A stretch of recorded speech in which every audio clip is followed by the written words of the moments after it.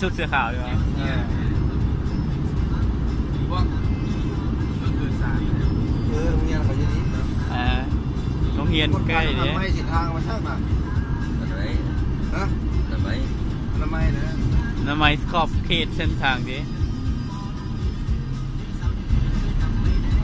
น้ำเนี่ยคนละทุกวันนี้มันจะมาเขาเฮียนทำเลยเอาไว้ทำไมทางสูง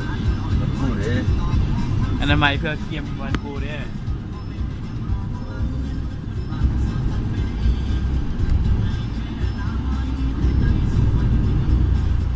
ปัจจุบันนอนก็ได้ครูยามเกี่ยวข่าวไปเกี่ยวโรงเรียนไปเกี่ยวข่าวตอนได้ครูบ้า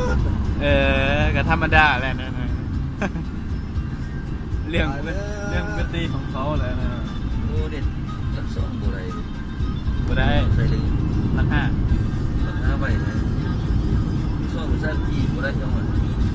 ลักสองนี่ออกต่างแข่งนะยากเลยนะใส่ราคาแล้วก็ต้นเดียวนี่บนราคาที่ต้นเดียวนะก็ต้นเดียวแห้งไปเลยอดรถของน้ำไปเลย